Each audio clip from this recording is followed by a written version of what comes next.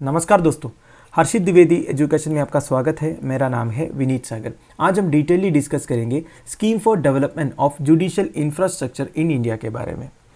देखिए, हमारे chief justice of India N V. Ramana साहब बनने के बाद काफ़ी फंक्शनल एंड स्ट्रक्चरल रिफॉर्म्स देखने को मिला है हमारे जुडिशियल सिस्टम में। आपको याद होगा, जैसे एन.वी. रमन्ना साहब चीफ जस्टिस ऑफ इंडिया बने थे, उन्होंने सुप्रीम कोर्ट में जजेस की वैकेंसी जो थे उसको फुलफिल किया। अभी के हिसाब से केवल एक वैकेंसी है सुप्रीम कोर्ट जजेस में। इसके बाद इन्होंने देश में जितने हाई कोर्ट्स है, अभी के हिसाब से टोटल 25 हाई कोर्ट्स है, तो उधर भी जजेस की वैकेंसी थे, वो भी फुलफिल करने की कोशिश में लगे हैं। मैक्सिमम वैकेंसीज इन्होंने फुलफिल किया भी है। आपने अखबार में पढ़ा होगा, काफ़ी सारे जजेस का अपॉइंटमेंट भी हुआ है रीजनली। तो देखिए, इसके बावजूद, इतने काम करने के बावजूद हमारे जुडिशियल सिस्टम में इंफ्रास्ट्रक्चरल डेवलपमेंट की ज़रूरत है, वो भी कई ज़्यादा। तो हमारे चीफ जस्टिस ऑफ इंडिया ने एक प्रपोजल पुटअप किया है कि एक national judicial infrastructure authority of India होना चाहिए, which will take control of the budgeting and infrastructure development of subordinate courts in the country. Subordinate courts माने सुप्रीम कोर्ट के नीचे जितने कोर्ट्स है, चाहे वो हाई कोर्ट्स हो, डिस्ट्रिक्ट कोर्ट्स हो, सेशन कोर्ट्स हो, सिविल कोर्ट्स हो, जितने भी कोर्ट्स है, उधर बजटिंग एंड इंफ्रास्ट्रक्चर डेवलपमेंट का कंट्रोल टेकअप करने के लिए एक national judicial infrastructure authority of India होना चाहिए। वैसे दोस्तों देखा जाएगा तो ये जो सबऑर्डिनेट कोर्ट्स का budgeting and infrastructure development particular states की रिस्पॉन्सिबिलिटी होती है, मतलब जिन स्टेट्स में ये कोर्ट्स स्थित है उनकी रिस्पॉन्सिबिलिटी होती है। पर अभी के हिसाब से ये बजटिंग एंड इंफ्रास्ट्रक्चर डेवलपमेंट ठीक से नहीं चल रहा है, इसलिए हमारा चीफ जस्टिस ऑफ इंडिया एक इनिशिएटिव लिया है कि एक national judicial infrastructure authority of India होना चाहिए करके। तो हमारे लॉ मिनिस्टर किरण रिजिजू साहब ने लोकसभा में ये बोला भी है कि चीफ जस्टिस ऑफ इंडिया का ये जो प्रपोजल है ये मिल चुका है, अब हम इस पर काम करेंगे। तो दोस्तों शुरुआत करते हैं। अब हम डिटेली ये डिस्कस करेंगे what are the major issues with subordinate courts in India. ये टॉपिक आपको paper 3 general studies 2 structure and functioning of judiciary में काम आएगा। वैसे आपसे मेंस में एक क्वेश्चन पूछ भी सकता है जनरल स्टडीज पेपर 2 में कि क्या हमारे जुडिशियल सिस्टम में इंफ्रास्ट्रक्चर डेवलपमेंट की ज़रूरत है। हमारे जुडिशियल सिस्टम का प्रेजेंट स्टेटस क्या है, प्रेजेंट कंडीशन क्या है, क्या इतने इंफ्रास्ट्रक्चर से या फिर इतने बॉन्ड स्ट्रेंथ से हमारा जुडिशियल सिस्टम ठीक से काम कर पाएगा या नहीं। इस तरह की क्वेश्चन बन सकता है। तो ये जो टॉपिक में जितने पॉइंट्स मैं आपको बताऊंगा ये सारे आपके नोट्स में इनकॉर्पोरेट कीजिएगा, ठीक है, क्योंकि इसमें काफ़ी इंपॉर्टेंट पॉइंट्स है हमारे सबऑर्डिनेट कोर्ट्स के बारे में। देखिए, वैसे हमारा इंडियन कोर्ट्स में, पूरी कोर्ट्स की बात मैं कर रहा हूँ, टोटल 4.5 करोड़ केसेस पेंडिंग है। समझ रहे हो आप, 45 मिलियन केसेस पेंडिंग है आज के हिसाब से, according to the reports that cited data from the National Judicial Data Grid and the Supreme Court. देखिए, National Judicial Data Grid and Supreme Court से एक डाटा मिला है। तो ये डाटा ये कह रहा है 3.9 crore cases pending in the district and subordinate courts. District and subordinate courts में कितना 3.9 करोड़ केसेस पेंडिंग है। हाई कोर्ट्स में 58.5 लाख केसेस पेंडिंग है and more than 69,000 cases in the Supreme court. तो इतने केसेस पेंडिंग है। और क्या बोला है, disposal of cases pending in various courts is with in the domain of judiciary. ऐसा नहीं, ये जो केसेस पेंडिंग है, मान लीजिए कोई डिस्ट्रिक्ट कोर्ट में केसेस पेंडिंग है, अब इसकी जुरिस्डिक्शन हाई कोर्ट के पास है, ऐसा नहीं है। ये केसेस डिस्पोज करना उन्हीं का काम है। समझ रहे हो ना मैं क्या बोल रहा हूं। मतलब देखिए, ऐसा नहीं कि हाई कोर्ट में जो केसेस पेंडिंग है उसका फाइनल डिसीजन सुप्रीम कोर्ट को लेना है, या फिर ऐसा नहीं डिस्ट्रिक्ट कोर्ट में जो केसेस पेंडिंग है उसका फाइनल डिसीजन हाई कोर्ट को लेना है। ऐसे केसेस पेंडिंग है जिसकी जो जुरिस्डिक्शन वही कोर्ट के पास है, फिर भी ये केसेस डिस्पोज नहीं हो रहा है। तो ये कंडीशन है अभी हमारे सबऑर्डिनेट कोर्ट्स का। वैसे दोस्तों अगर देखा जाए, timely disposal of cases in courts several factors के ऊपर डिपेंडेंट रहता है। For example, adequate number of जजेस एंड जुडिशियल ऑफिसर्स होना चाहिए जो हमारे कोर्ट्स में नहीं है, सपोर्टिंग कोर्ट स्टाफ होने चाहिए, अच्छा फिजिकल इंफ्रास्ट्रक्चर होना चाहिए। एंड कुछ केसेस में क्या होता है, कॉम्प्लेक्सिटी ज़्यादा होता है, वो केसेस जल्दी डिस्पोज करने लायक नहीं रहता है, इसलिए कभी कभी जजेस उन केसेस को पोस्टपोन करते हैं। फिर नेचर ऑफ एविडेंस का प्रॉब्लम हो जाता है कि नहीं। और जितने स्टेक होल्डर्स हैं, मतलब एक केस में इन्वॉल्व जितने लोग हैं, जैसे कि investigation agencies, bar association, witnesses, litigants, ये सारे अच्छी तरह कोऑपरेट भी तो करना चाहिए, तब जाके, मतलब ये सारे फैक्टर्स अगर अच्छी तरह चलेगा तब जाके एक केस जल्दी डिस्पोज होगा, जो हमारे देश में नहीं हो रहा है। And proper application of rules and procedures भी अगर होगा तो और डिले हो जाएगा, है कि नहीं। तो ये सारे प्रॉब्लम्स है, फिर भी इसमें कुछ प्रॉब्लम्स ऐसा है जो हम इजीली सॉल्व कर सकता है अगर एडिक्वेट मॉनिटरिंग होगा सेंट्रल गवर्नमेंट या स्टेट गवर्नमेंट की तरफ से, है कि नहीं। अब देखेंगे दोस्तों सेंट्रल गवर्नमेंट की तरफ से क्या क्या एफर्ट्स रहा है ये सारे प्रॉब्लम सॉल्व करने के लिए। वैसे दोस्तों अगर देखा जाए central government is fully committed to speedy disposal of cases. आपको पता होना चाहिए स्पीडी ट्रायल या फिर स्पीडी डिस्पोजल ऑफ केसेस हमारा एक फंडामेंटल राइट है under article 21 of the Indian constitution. तो गवर्नमेंट ने कई सारे इनिशिएटिव्स लिया भी है to provide an ecosystem for faster disposal of cases by the judiciary. क्या क्या है, गवर्नमेंट ने 2011 में एक national mission for justice delivery and legal reform set up किया था। इसका दो ऑब्जेक्टिव्स था, एक तो डिलेज जो होता है केस डिस्पोज करने में इसे कम करना, एंड जितने अरियर से जुडिशियल सिस्टम है इसे इजीली डिस्पोज करना, and enhancing accountability through structural changes. मतलब कोर्ट सिस्टम में बेसिकली जुडिशियल सिस्टम में कुछ स्ट्रक्चरल चेंजेस करके अकाउंटेबिलिटी एनहांस करे, ट्रांसपेरेंसी एनहांस करे by setting some performance standards and capacities वगैरह। मतलब कुछ टारगेट्स रख के कुछ परफॉर्मेंस स्टैंडर्ड्स मेंटेन करके इन सारे प्रॉब्लम्स को सॉल्व करने के लिए गवर्नमेंट ने कोशिश किया था एक national mission for justice delivery and legal reform setup करके, वो भी 2011 में, पर वो भी इतना सक्सेसफुल नहीं रहा। फिर दोस्तों सेंट्रल गवर्नमेंट की तरफ से एक सेंट्रली स्पॉन्सर्ड स्कीम लॉन्च हुआ था for development of infrastructure facilities for judiciary. देखिए दोस्तों सिंपल सी बात है, कोई भी सिस्टम अगर ठीक तरह से चलना है उनके लिए प्रॉपर इंफ्रास्ट्रक्चर फैसिलिटीज प्रोवाइड करना चाहिए। तो सेंट्रल गवर्नमेंट ने क्या किया, एक सेंट्रली स्पॉन्सर्ड स्कीम लॉन्च किया for development of infrastructure facilities for judiciary. ये 93-94 से ऑपरेशनल है। अब ये सेंट्रली स्पॉन्सर्ड स्कीम का मतलब क्या होता है, मैं आपको ये कई बार बताया हूँ। सेंटर का स्कीम रहेगा पर इंप्लीमेंट करना है स्टेट्स को। इसकी जो फंड शेयरिंग है ये भी रेशियो बेसिस पे रहता है, मतलब सेंटर की तरफ से भी फंडिंग होगा, स्टेट को भी कुछ फंड्स देना पड़ेगा बेसिकली। तो देखिए ये जो सेंट्रली स्पॉन्सर्ड स्कीम है जो जुडिशरी का इंफ्रास्ट्रक्चर फैसिलिटीज डेवलप करने के लिए, इसमें सेंटर का शेयर है 60%। ये जनरल स्टेट्स के लिए है। अगर कोई बैकवर्ड स्टेट है या कोई हिली स्टेट्स है, नॉर्थ ईस्टर्न स्टेट्स हैं, उनके लिए गवर्नमेंट की तरफ से 90% फंडिंग होगा, बाकी 10% उन स्टेट्स को लेना है। बाकी जितने जनरल स्टेट्स हैं उनके लिए 60% सेंट्रल गवर्नमेंट की तरफ से फंडिंग होगा, बाकी 40% स्टेट गवर्नमेंट को लेना है। इतना क्लियर है। आप देखिए till date the central government has sanction 8,709.77 crore under the scheme to states and union territories. ठीक है, तो इतने पैसे गवर्नमेंट ने ऑलरेडी खर्च किया है 93-94 से अब तक की बात मैं कर रहा हूं।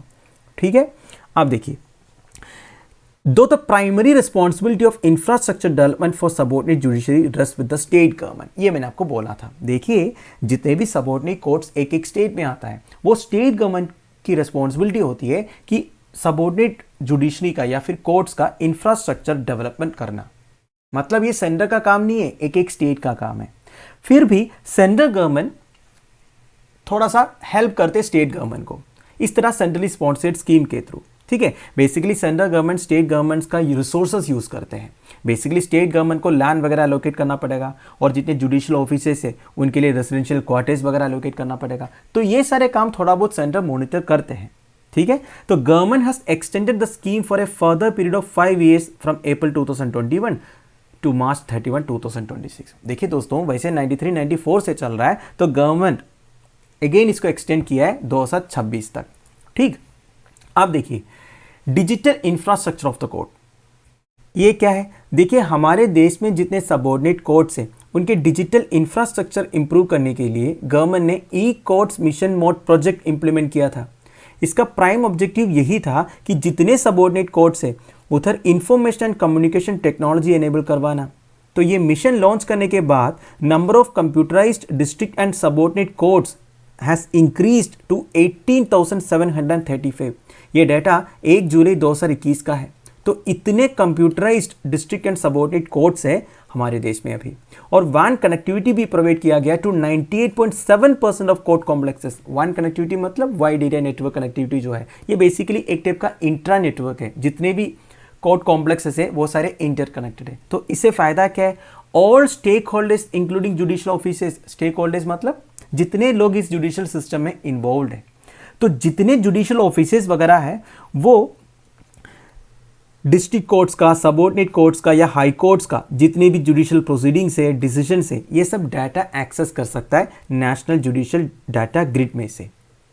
तो देखिए जितने कोर्ट कॉम्प्लेक्सेस है उनमें वन कनेक्टिविटी दे दिया। उसे फायदा क्या है, जितने भी जुडिशियल प्रोसीडिंग्स है, डिसीजन है जो हमारे देश में चल रहा है, वो सारे जितने भी जुडिशियल ऑफिसर्स है वो एक्सेस कर सकता है। समझ गए। और भी कई सारे ई कोर्ट सर्विसेज अवेलेबल करवाया गया, जैसे कि अगर कोई एडवोकेट या लिटिगेंट्स को केस रजिस्ट्रेशन डिटेल्स चाहिए, केस स्टेटस क्या ये जानना है, daily orders of the court क्या है जानना है, या फाइनल जजमेंट की कॉपी चाहिए, तो ये सारे e courts web portal judicial service centres में अवेलेबल है। फिजिकली कहीं जाने की ज़रूरत नहीं है, सब कुछ जुडिशियल सर्विस सेंटर्स में अवेलेबल है, सीधा डाउनलोड कर सकता है। इसके अलावा वीडियो कॉन्फ्रेंसिंग फैसिलिटी भी एनेबल करवाया गया between 3240 court complexes and 1272 corresponding jails. मतलब जो जुडिशियल कस्टडी में वगैरह रहते हैं ना दोस्तों जेल में, इनके साथ अगर कोई जज बात करना चाहता है तो वीडियो कॉन्फ्रेंसिंग फैसिलिटी भी एनेबल करवाया गया। तो बेसिकली डिजिटल इंफ्रास्ट्रक्चर के लिए सेंटर ने बहुत कुछ किया है, फिर भी अभी भी इसमें कमियां हैं। वो क्या हम आगे देखेंगे। वैसे दोस्तों ड्यूरिंग कोविड-19 ये जो वीडियो कॉन्फ्रेंसिंग फैसिलिटी है that emerged as the mainstay of courts. आप सबको पता है लॉकडाउन के टाइम पर फिजिकल हियरिंग तो नहीं चल रहा था, मैक्सिमम कोर्ट्स ऑनलाइन चल रहा था। तो अगर ये डिजिटल इंफ्रास्ट्रक्चर प्रोवाइड नहीं किया होता, क्या ये पॉसिबल था? नहीं। तो देखिए कुछ डाटा भी बता रखा है कि जब से कोविड लॉकडाउन स्टार्ट हुआ, डिस्ट्रिक्ट कोर्ट्स में 1 करोड़ से ज़्यादा केसेस का हियरिंग हुआ, हाई कोर्ट में 55 लाख से ज़्यादा, तो टोटल 1.57 करोड़ केसेस का हियरिंग हुआ है high courts and district courts में। अगर आप सुप्रीम कोर्ट की बात किया जाए तो इधर 1.5 लाख केसेस का हियरिंग हुआ लॉकडाउन के टाइम पर, वो भी ऑनलाइन। तो दोस्तों सुन के तो आपको ऐसा लग रहा होगा कि सबऑर्डिनेट कोर्ट्स में जो डिजिटल इंफ्रास्ट्रक्चर प्रोवाइडेड है वो एडिक्वेट है, क्योंकि इतने सारे ऑनलाइन हियरिंग ऑफ केसेस जो हुआ, पर ऐसी बात नहीं है दोस्तों। देखिए कोविड-19 पैंडेमिक के टाइम पर आपको पता है maximum hearing video conferencing mode में चल रहा था, पर हमारे देश में जितने कोर्ट रूम्स है ना उसमें केवल 27% में ये वीडियो कॉन्फ्रेंसिंग फैसिलिटी अवेलेबल था। मतलब 73% ऑफ द कोर्ट रूम्स में एक कंप्यूटर तक नहीं था। तो ये हाल था। आप देखिए फिजिकल इंफ्रास्ट्रक्चर की बात करें उसमें भी कमियां थी। For example this is very important, ध्यान दीजिएगा। हमारे देश में total strength of judicial offices जो है वो 24,280 है, पर नंबर ऑफ कोर्ट हॉल्स कितने हैं? मतलब हियरिंग के लिए कोर्ट हॉल्स तो चाहिए ना, एक एक जज जो है वो वही बैठेगा। तो नंबर ऑफ कोर्ट हॉल्स जो है केवल 20,143 है, उसमें भी 620 रेंटेड है। तो देखिए इतने जुडिशियल ऑफिसेज है और केवल इतने कोर्ट हॉल्स हैं। और देखिए इनको रहने के लिए केवल 17,800 रेजिडेंशियल यूनिट्स हैं, उसमें भी 3,988 जो है रेंटेड है। तो सारे जुडिशियल ऑफिसेस को रहने के लिए क्वार्टर तक अवेलेबल नहीं है। आप देखिए 26% ऑफ द कोर्ट कॉम्प्लेक्सेस में सेपरेट लेडीज टॉयलेट्स नहीं है। ये तो नहीं होना चाहिए भाई। 26% ऑफ कोर्ट कॉम्प्लेक्सेस में लेडीज टॉयलेट नहीं है सेपरेट, एंड 16% में तो जेंट्स टॉयलेट्स तक नहीं है। And only 32% of court rooms में सेपरेट रिकॉर्ड रूम्स है, जो इंपॉर्टेंट केसेस वगैरह का फाइल स्टोर करने के लिए कोर्ट में रिकॉर्ड रूम्स है। तो 32% ऑफ द कोर्ट रूम्स में ही सेपरेट रिकॉर्ड रूम्स है, and only 51% of the court complexes में एक सेपरेट लाइब्रेरी है। तो ये सारे प्रॉब्लम है अब हमारे इंडियन जुडिशरी के इंफ्रास्ट्रक्चर में, क्योंकि जिस नंबर में हमारे देश में लिटिगेशन फाइल होता है ना, उस हिसाब से हमारा इंफ्रास्ट्रक्चर बहुत अच्छा होना चाहिए, जो कि नहीं है अभी के लिए। तो दोस्तों अब आप सोचिए ये इंफ्रास्ट्रक्चरल डेवलपमेंट्स क्यों नहीं हो रहा है जो कि होना चाहिए था। मैंने आपको पहले ही कहा था कि जितने भी सबऑर्डिनेट कोर्ट्स हैं उनकी इंफ्रास्ट्रक्चरल डेवलपमेंट की रिस्पॉन्सिबिलिटी स्टेट गवर्नमेंट के पास है, जिन स्टेट में वो कोर्ट्स लोकेटेड है। क्या पैसों की कमी है क्या? बिल्कुल नहीं है, क्योंकि पहले मैंने आपको एक सेंट्रली स्पॉन्सर्ड स्कीम के बारे में बताया था। ये प्रिसाइसली जुडिशरी का इंफ्रास्ट्रक्चरल डेवलपमेंट के लिए एक फंड है। मतलब देखिए एक एक स्टेट्स को केवल सेंटर को ये बताना है कि क्या डेवलपमेंट अब करने वाला है। टोटल प्रोजेक्ट कॉस्ट का 60% सेंटर की तरफ से मिलेगा, 40% केवल स्टेट्स को लेना है। अगर कोई नॉर्थ ईस्टर्न स्टेट्स है तो 90% सेंटर की तरफ से मिलेगा एंड 10% स्टेट को लेना है। अगर कोई यूनियन टेरिटरी है तो 100% फंडिंग सेंटर की तरफ से है। तो प्रॉब्लम कहाँ है? प्रॉब्लम यूटिलाइजेशन ऑफ फंड्स का है। स्टेट्स जो है फंड्स को ठीक से यूटिलाइज नहीं कर रहा है। डाटा कह रहा है 2020-21 फाइनेंशियल ईयर में टोटल 594.3 करोड़ रिलीज किया था under the centrally sponsored scheme, and इसमें से केवल 41.28 करोड़ यूटिलाइज किया है एक सिंगल स्टेट ने, वो भी राजस्थान। एंड 2018-19 फाइनेंशियल ईयर का भी डाटा है, उसमें 650 करोड़ रिलीज किया था centre under the CSS and utilisation certificate was submitted by 11 states for a total of 225 crore. ठीक है, 650 करोड़ रिलीज किया, उनमें से केवल 225 करोड़ का यूटिलाइजेशन सर्टिफिकेट भेजा सेंटर को।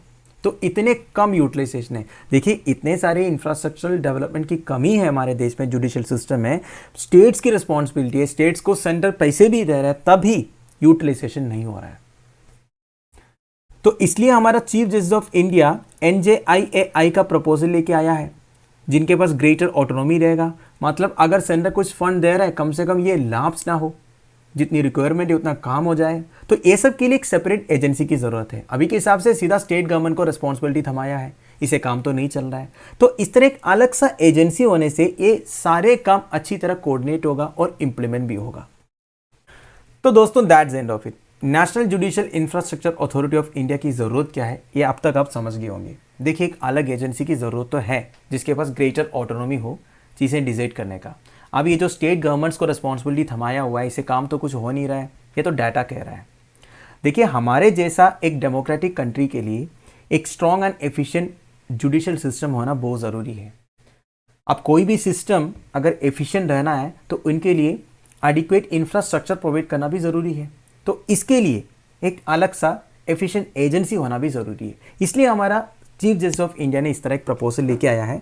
इस प्रपोजल के हिसाब से there will be a governing body with CJI as patron in chief. देखिए, National judicial infrastructure authority of India के लिए गवर्निंग बॉडी होगा, जिसका patron in chief Chief justice of India होगा। और भी कई सारे साइलेंट फीचर्स है इनके प्रपोजल में कि there will be a roadmap for planning, creation, development, maintenance, management of functional infrastructure for the Indian court system। तो बेसिकली हमारे देश का कोर्ट सिस्टम का पूरा इंफ्रास्ट्रक्चर इंप्रूव करने का, मैनेजमेंट इंप्रूव करने का प्लान है इस प्रपोजल में, राइट। तो दोस्तों, फाइनली इस वीडियो को मैं फिनिश कर रहा हूँ। I hope I have been clear to you. थोड़ा सा लेंथी हो गया वीडियो, सॉरी फॉर दैट। देखिए, इस टॉपिक में जितने भी इंपॉर्टेंट पॉइंट्स मैंने बोला वो अपने नोट्स में इनकॉर्पोरेट कीजिएगा, क्योंकि डायरेक्टली सिलेबस से रिलेटेड है, हमारे जुडिशियल सिस्टम से रिलेटेड हमेशा मेंस में भी क्वेश्चंस पूछता है। तो जितने भी डाटा मैंने आपके लिए बोला ना, वो आप ज़रूर नोट्स में इनकॉर्पोरेट कीजिएगा। जैसे कि वो लैक ऑफ इंफ्रास्ट्रक्चर का, कोविड-19 लॉकडाउन के टाइम पर कोर्ट्स कैसे चला था, एंड जुडिशियल ऑफिसर्स के लिए जो बेसिक इंफ्रास्ट्रक्चर चाहिए, एंड कोर्ट कॉम्प्लेक्सेस में जो बेसिक इंफ्रास्ट्रक्चर्स की कमी है, वो सारे डाटा इंपॉर्टेंट है। तो लेक्चर की PDF एज यूजुअल आपको टेलीग्राम चैनल में मिल जाएगा, जिसका लिंक नीचे प्रोवाइडेड है। Thank you for watching, bye bye, have a nice day.